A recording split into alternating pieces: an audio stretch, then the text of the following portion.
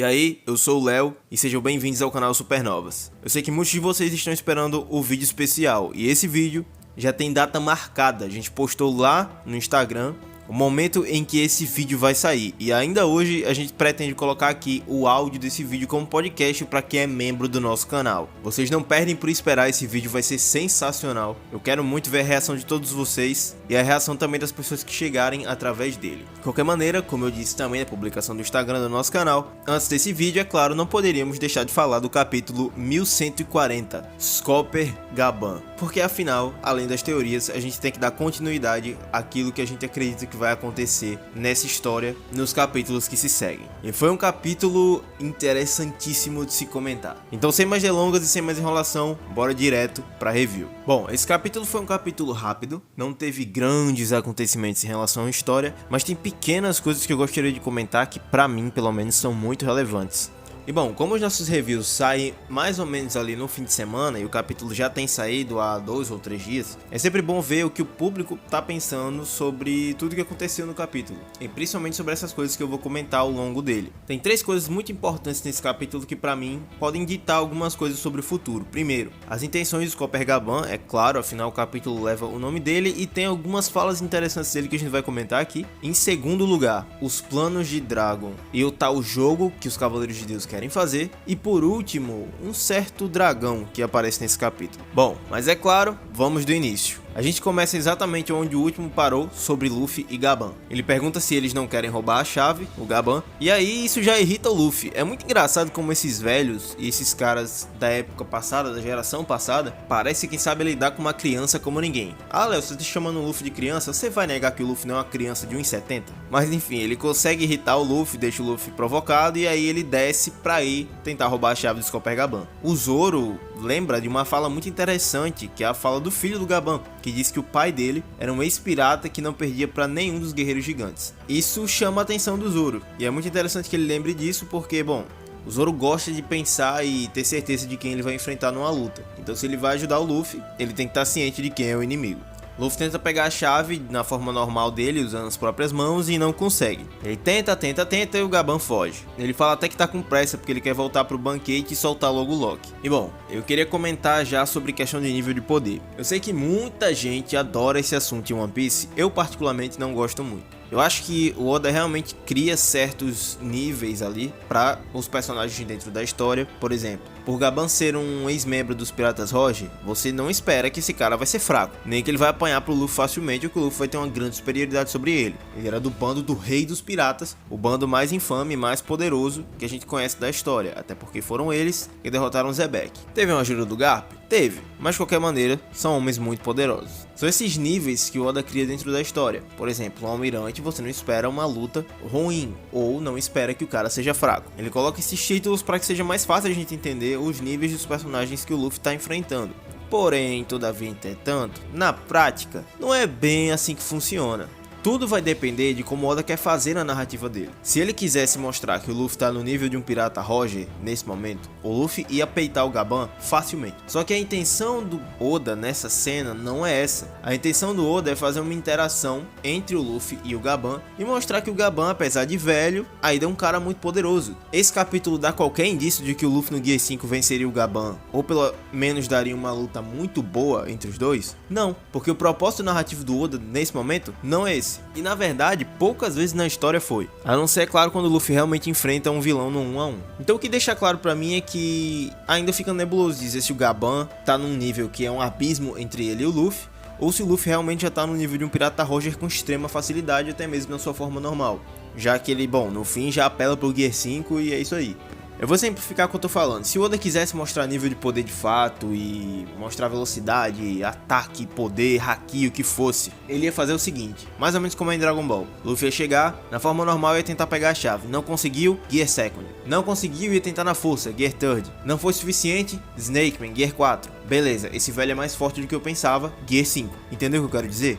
Mas para todos os efeitos, eu queria deixar só um comentário em relação ao Gaban. O Gaban não tem nenhum tipo de transformação Akuma no Mi, que a gente saiba até o momento, mas tem um hack muito poderoso e parece ter uma força física insana. Porque um detalhe que eu sempre gosto de lembrar é que enquanto o Kaido esteve na forma híbrida, lá no teto de Onigashima, o Luffy enfrentou ele por muito tempo, no 1 a 1, no haki, na porrada, na forma base dele. Acho que pouca gente se lembra desse detalhe. Eu sei que o Luffy só venceu o Kaido quando ele estava no Gear 5 total, mas ainda assim, na forma base, em força física, o Luffy se mostrou muito rápido e forte para enfrentar o Kaido na forma híbrida, que é a forma mais forte dele. Então a forma física base do Luffy não é pouca coisa, e o Gaban conseguiu se mostrar muito superior a ele nesse sentido. De qualquer maneira, o Gaban dá uma porrada violenta com o Luffy sendo esmagado pela chave. Obviamente que o haki do Gaban ia ter raios, não é à toa que era o braço esquerdo, por assim dizer, do Rei dos Piratas. E o Luffy não se machuca gravemente, mas fica muito puto, e aí ele começa a meio que se irritar e querer xingar o velho. O Gaban faz um comentário que pra mim é muito relevante. No capítulo passado a gente já tinha visto que ele conhecia o Roger com o chapéu de palha. Levando em consideração de que ele é o terceiro ali no bando dos Piratas Roger, é muito fácil de acreditar que ele entrou no bando muito cedo, assim como o Rayleigh. Ou seja, ele conviveu com o Roger por um momento em que ele usava aquele chapéu quando era bem mais novo. Ele comenta que o Luffy tem um bom chapéu de palha com ele, e ele disse que combina mais com esse tal elmo que o Luffy tá usando. Isso é um comentário pra mim interessante porque o que me parece, de verdade, desde que Roger deu o chapéu pro Shanks, é que esse chapéu tinha que chegar na pessoa escolhida, naquele que viria depois do Roger para cumprir os propósitos do Joy Boy ou do Nika e se tornar a pessoa que chegaria em Laugh Tale. Talvez seja por isso até que Shanks chorou quando era criança, porque se ele sabia que ia ter que entregar a única coisa que seu capitão deixou, que ia ser a memória que ia ficar com ele ia ficar muito triste, afinal era uma criança. Shanks adulto, adolescente, enfim, não ia se importar tanto assim, principalmente por saber que era uma missão entregue pelo seu capitão. Mas naquele momento, como criança, com certeza ele ia ficar triste, principalmente por saber que o cara que foi como seu pai também estava praticamente para morrer. Então, para uma criança, aquilo era muito forte, e eu acredito que foi esse o motivo do choro do Shanks naquele momento e a relação com o chapéu de palha. Porque a fala do Gaban e também a fala do Rayleigh anteriormente, em falar que esse chapéu tá muito bem no Luffy, é porque o Luffy é a pessoa que se esperava que usasse aquele chapéu. Ora, se o chapéu só tivesse com o Luffy por coincidência, porque o Shanks queria passar aquele chapéu, porque queria acreditar na nova geração como só um ato simbólico, não ia precisar desse comentário. Eles só iam dizer assim, pô, legal que esse chapéu foi dado pra você, mas falar que esse chapéu combina com você, pra mim sempre indicou de que esse chapéu tinha que estar com alguém que realmente combinasse, que realmente fosse a pessoa que era esperada pra usá-lo. Eu sei que pode até parecer meio óbvio o que eu tô falando, mas eu gosto de enfatizar algumas coisas que o Oda coloca dentro da narrativa, muito porque passa despercebido. E aí quando o Oda faz uma grande revelação sobre o chapéu de palha ser uma coroa ou ser algo que era um símbolo muito esperado para que alguém usasse no futuro, aí vocês ficam falando que o Oda é gênio e fica voltando o mangá inteiro. Mas quando lerem o capítulo, quando lerem as falas dos personagens, se atentem a isso, se atentem ao que eles falam, o que o Oda tá querendo naquele capítulo, porque isso vai mostrar para vocês o que vai acontecer depois. É basicamente como eu, por exemplo, faço para criar as minhas teorias e para, bom, pensar em tudo que vai acontecer dentro da obra. Óbvio, a gente não tem que ler o mangá querendo adivinhar tudo, mas é muito legal você estar inteirado daquilo que está acontecendo, principalmente de uma obra que você gosta tanto. Luffy chama mais uma vez o chapéu de palha de tesouro, diz que é um tesouro que Shanks deixou para ele, e óbvio ele continua pedindo a chave. E aí o Gaban fala o seguinte, deixou com você? Ele não te deu? Mas que mesquinho, hein? Aí o Luffy fica puto porque ninguém pode falar do Shanks, que ele fica revoltado, e aí começa a dizer que o Gaban não sabe de nada. Mal sabe o Luffy que ele tá vendo o cara que criou o Shanks, junto com o Roger. Provavelmente é uma informação que o Luffy vai saber no futuro e aí vai ficar pensando sobre o encontro deles dois. O Oda não quis deixar isso claro nesse momento. De qualquer maneira, eu sei que muita gente aí que ainda acredita no Shanks vilão falou dessa fala aí do Gaban de dizer que ele foi muito mesquinho de não ter dado o chapéu de palha. E bom, levando em consideração o que eu falei agora sobre o chapéu de palha ser esperado para alguém que combinasse com ele, para alguém que vai realmente assumir os propósitos do Roger, bom, é de ser levado em consideração porque o Shanks não deu o chapéu. Principalmente que se a gente juntar com o fato de que o Shanks falou que quer o One Piece pro seu braço direito sem mais ninguém naquele momento, era uma conversa íntima entre os dois, do homem que o Shanks mais confia no mundo, falando que ele quer o One Piece mesmo sabendo da existência do Luffy, mesmo sabendo que o Luffy pode ser o garoto prometido, bom, vilão, eu não acho que o Shanks é, mas que tem alguma coisa errada, vocês têm que concordar que tem. De qualquer maneira, a briga entre os dois continua e o Gaban dá um ataque chamado Yazotakeru, que é uma onda de vários cortes com seus dois machados. E cara, que página dupla incrível. Eu gostaria de dizer como a arte do Oda voltou a ser como era antes. Eu tenho vários mangás de One Piece aqui em casa. Em Wano e nos arcos mais recentes era muito difícil a gente ter páginas duplas tão legais assim, tão bem desenhadas. Poucos diálogos, apenas ação. É isso que eu gosto de ver. E isso acontecia muito ali no período entre Skype, a Water 7, Thriller Bark, que a gente tinha essas páginas duplas que era só ação e muito bem desenhadas. O uso da onomatopeia é perfeito e tudo. Cara, muito bom ver o Oda desenhando assim de novo. Espero que ele dê essa atenção a mais no arco de Elbaf, que bom, tem gente que tem aí seus 40 anos, 30 anos e já esperava esse arco aí, tá em mais de 25. Então eu espero que ele continue com esse bom trabalho de arte. E aí eu já vi muita gente comentando o nível de poder mais uma vez porque caiu uma torre do castelo e os castelos gigantes são muito maiores que o normal. Isso é uma demonstração de poder do Gaban. Gente, vamos com calma. Até a gente ver uma luta séria do Gaban nesse ponto da história, não dá pra dizer nada sobre o nível de poder dele. Não é porque caiu uma torre gigante com os cortes do seu machado que você vai dizer pra mim que beleza, o Gaban é o cara mais forte até o momento. Ele é muito mais forte que o Luffy.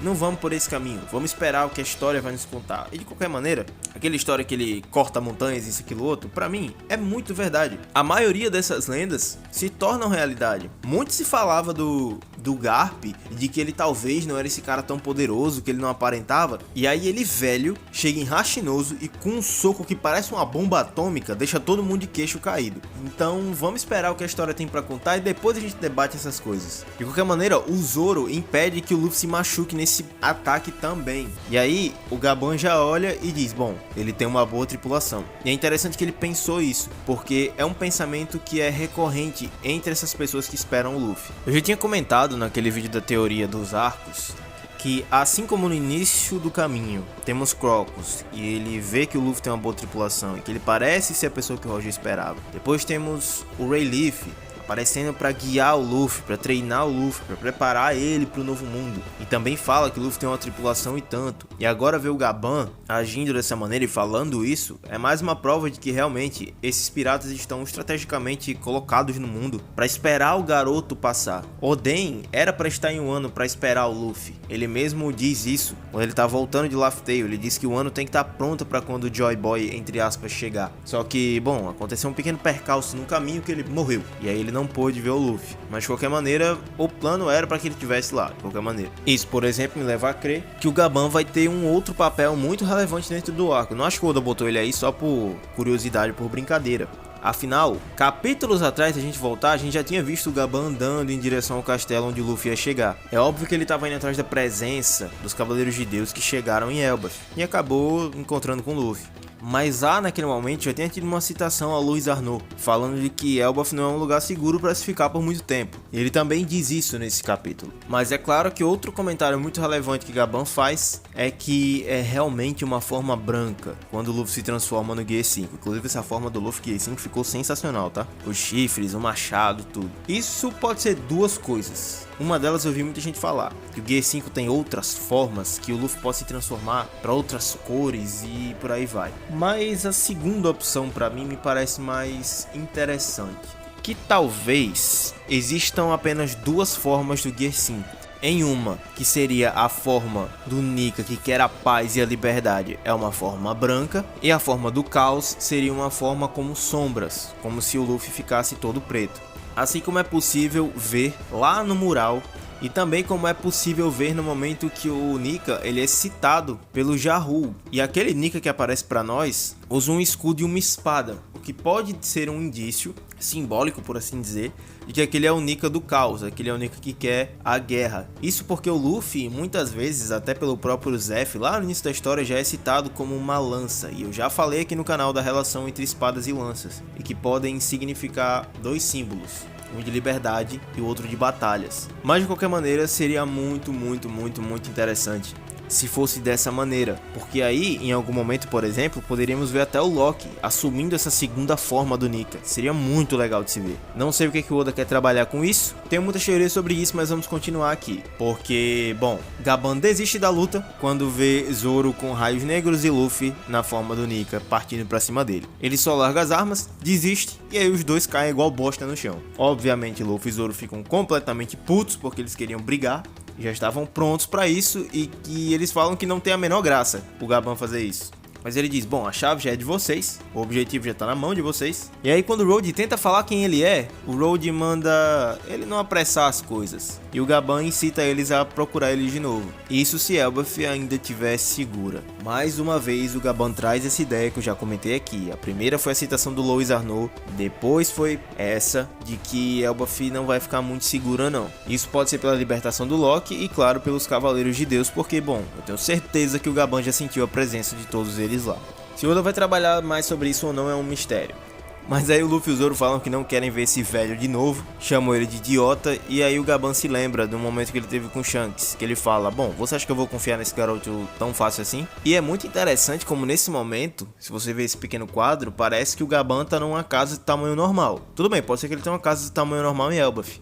Mas se não for, seria muito interessante de ver isso, porque poderia ser que Shanks estaria passando através de todos os piratas Roger para deixar a mensagem de que ele achou aquele que herdaria o propósito do capitão deles e que eles deveriam ir para aqueles lugares que o Roger mandou, porque ele ia passar por lá. E aí Gaban sai desse ponto, viaja pelo mundo, inclusive pega as roupas dele, esse chapéu que ele com certeza conseguiu em um ano, e parte para Elbaf. Seria muito interessante se fosse isso, mas bom, cai por terra quando a gente pensa que o Gaban já tá aí há muito tempo, já teve filho e tudo. De qualquer maneira, o Gaban poderia estar viajando pelo mundo e o Shanks lembrou a ele essa missão de que ele deveria voltar pra ela. De qualquer maneira fica claro pra mim que o Shanks está agindo como mensageiro e lembrou a todos os membros da tripulação a missão que eles tinham, principalmente quando ele viu o Luffy. E aí sobre os Cavaleiros de Deus, a gente é introduzido a mais dois cavaleiros.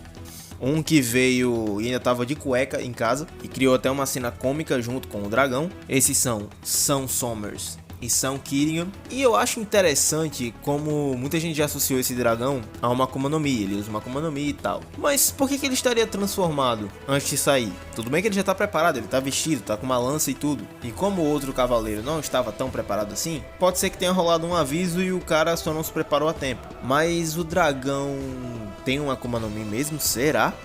Eu já tinha comentado há um tempo atrás como o Oda gosta de trabalhar essa forma de deuses dentro da história de One Piece. Sempre que ele representa algo mítico ou um deus, ficam essas fumaças ao redor dos braços, que é comum em algumas religiões, algumas representações de deuses, principalmente religiões asiáticas. Esses cabelos como nuvens e essa sobrancelha com essa parte encaracolada. Ao que tudo indica pra mim, pode ser que esse não é um homem que usa uma Akuma no Mi, e sim um dragão de fato, um deus dragão menor. O que pode indicar isso também é o fato de que ele não gosta de estar no mesmo ar que os humanos e usa aquela mesma bolha que os dragões celestiais usam. Será que esse é um dragão celestial original, como dos tempos antigos? Bom, enfim, são muitas teorias, não vamos comentar sobre isso tão profundamente, mas eles querem fazer um certo jogo, e eu já falei que a gente está num período próximo àquele tal jogo que acontece de tempos em tempos com escravos. E isso pra mim é muito relevante, principalmente porque o tal Shamrock fala no final do capítulo que eles podem fazer disso um jogo, quando se fala sobre o sequestro das crianças gigantes. E bom, eu não acho que eles vão sequestrar crianças gigantes só pra barganhar com os gigantes algum tipo de paz. Eu acho que eles estão fazendo isso de fato, porque eles vão fazer aquele jogo dos escravos e as crianças vão ser parte desses que vão ser vendidos. E sobre o Dragon, o meu último comentário é que tá tudo acontecendo como ele queria. A falta de comida tá fazendo com que aquele lugar lá em Marijóis fique uma bagunça, fique um caos, e isso fez e forçou os Cavaleiros de Deus a se moverem, o que também já é um indício do Dragon e um comentário do Dragon de que quando eles se movessem, ele iria agir. Então mais uma vez a gente volta àquele quadro de milhares de números de capítulos, a gente vai riscando sempre que a gente tem um capítulo que a gente acha que o Dragon vai aparecer e ele, bom, não aparece. Mas o que vai acontecer nos próximos capítulos? Bom, aí só o futuro vai dizer. Espero que vocês tenham gostado desse review. põe um review bem sucinto, bem direto ao ponto, principalmente porque minha cabeça já tá uma loucura com a teoria do vídeo que vai ser postado ainda esse fim de semana. Espero que vocês tenham curtido esse vídeo aqui. Se vocês curtiram, não esquecem de se inscrever para aumentar nossa recompensa aqui no YouTube. Deixa seu like se você gostou e comenta aí embaixo o que você achou de tudo que eu comentei aqui, de todas as minhas teorias. E se você viu até aqui, comenta dragão aí embaixo para eu saber que você assistiu o vídeo inteiro. E é isso, vejo vocês agora no vídeo especial e valeu!